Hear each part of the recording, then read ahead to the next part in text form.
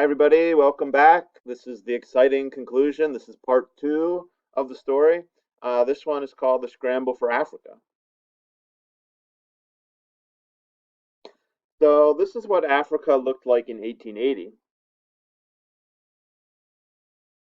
And you'll notice only 23 years later, it's completely different. So, let me go back. There's 1880, and here's 1913. So, if you look at the map and you look at some of the color codes, sorry, maybe this way, I don't know. Pink is the United Kingdom, and blue is France. Green is Portugal. Yellow is Spain. Kind of that burnt orange brown color is Italy. Gray is Germany. Purple is Belgium. And the light pink is Liberia. And the other yellow is Ethiopia. So, do you remember from the other day Sir Henry Morton Stanley? You remember he's the guy that found Dr. Livingstone. He's the Dr. Livingstone, I presume, guy. He hated Africa. He said, I detest the land most heartily, but he saw value in it for Europe. When Britain wasn't interested in his plans for Africa, he went to King Leopold of Belgium. And there he found a enthusiastic supporter of what he had in mind. King Leopold very much liked the idea of colonizing Africa. He said, to open civilization in the only part of our globe where it has not yet penetrated, to pierce darkness which envelopes whole populations, is a crusade. Leopold began claiming ownership of vast amounts of land in the Congo, sort of the center part of Africa. This, as you might expect, concerned the rest of Europe.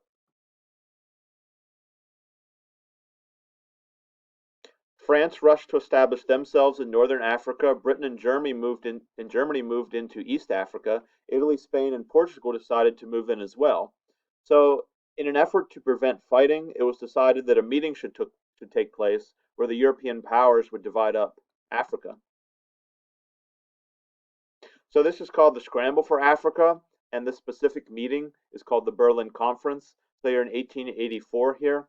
Otto von Bismarck of Germany proposed a meeting of the European powers. 13 countries went, including the United States. Um, no representatives from Africa. They established rules for colonizing Africa. In order to gain public acceptance for this dirty thing they were about to do, they promised to end slavery and the slave trade. And again, that was just about keeping up a good public relations for what they were going to do.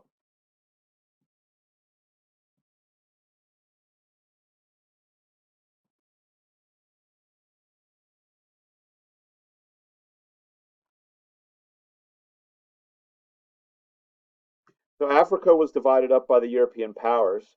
Liberia remained a free state. It was actually created as a homeland for former slaves in the United States. Sorry for the interruption. I ran out of recording space. But I guess it's a free program, so I guess that's to be expected. But hopefully we'll be good to go. Um, I don't remember where I was, but I think we were talking about the difficulty in splitting up Africa. In addition to that being a horribly unethical thing to do, Europe also found it to be a really difficult thing to do. There's 250 different ethnic groups in Africa. In addition, Africa speaks 200 languages. If you remember when we talked about India, the difficulty Britain had splitting up that country, um, Africa was extremely difficult as well. An ethnic group is a group that identifies with each other based on their ancestry and on common experiences.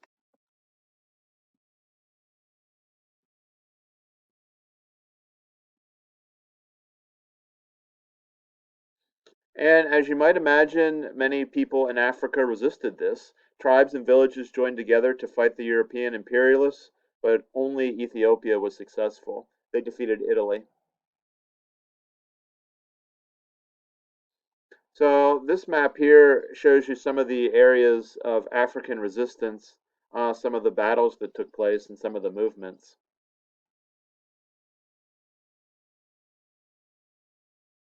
Europeans moved rapidly into South Africa, especially the British. This had been an old colony, and it was seized by the British during the Napoleonic Wars. Britons came to call it Cape Colony. However, the Britons found a powerful group was already there, an indigenous group called the Zulu. They were led by a very talented king, King Shaka, and he was able to hold the British off for a while. But after he died, the Zulu were defeated by the British. Cecil Rhodes was a British man. He founded a diamond and gold company in Africa and made a fortune. And he wound up having a pretty big influence on Great Britain's policies towards Africa. He said, I think what God would like me to do is paint as much of Africa British red as possible.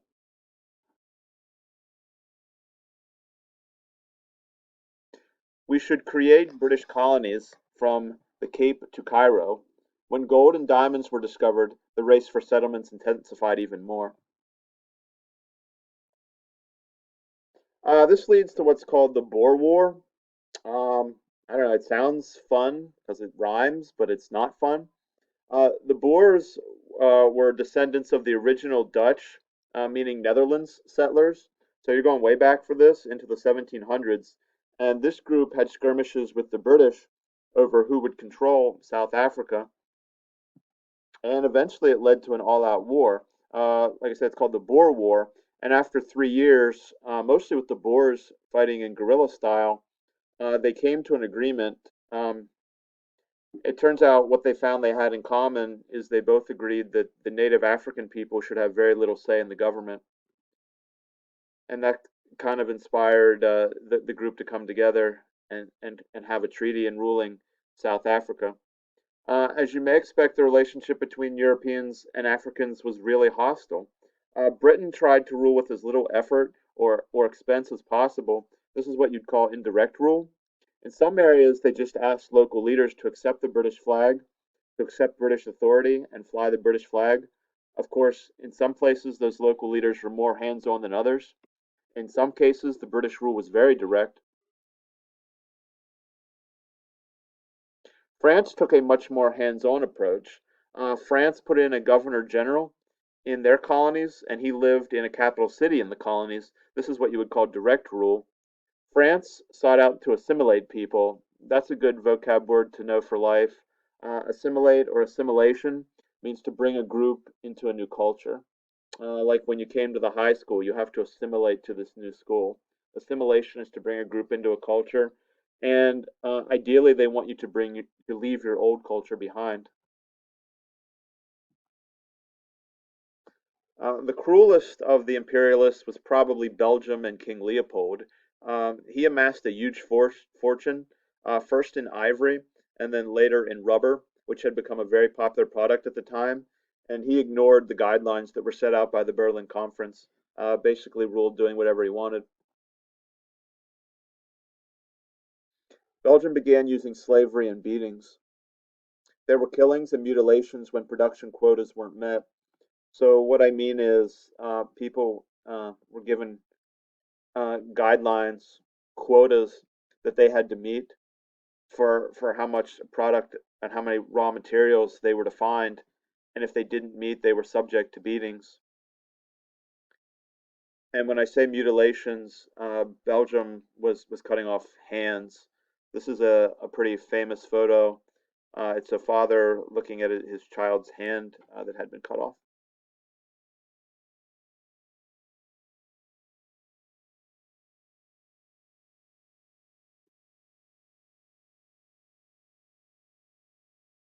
So this is a quote from a missionary that I found. He says, I've just returned from a journey inland to the village of Insongo Mbayo.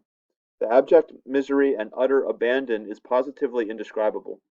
I was so moved, Your Excellency, by the people's stories that I took the liberty of promising them that in the future you will only kill them for crimes they commit.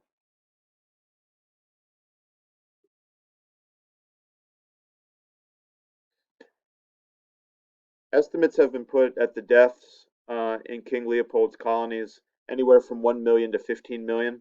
It's hard to say because accurate records were not kept, but recent studies have said it was roughly half of the people living in the colony. which would be about 10 million people.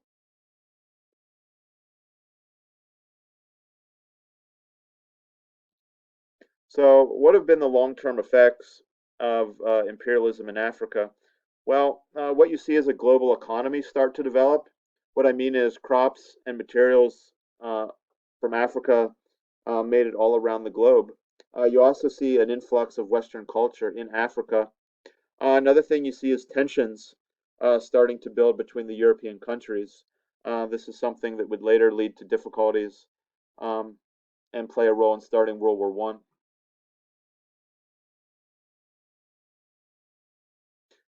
European rule was often cruel, and famines occurred. A famine is an extreme scarcity of food. Why did that happen? Because the people in the colonies were forced to grow cash crops. In other words, crops that Europe was going to use and make money from, instead of making the food they needed to feed themselves. Pre established African political units and a lot of traditions and culture in Africa were destroyed.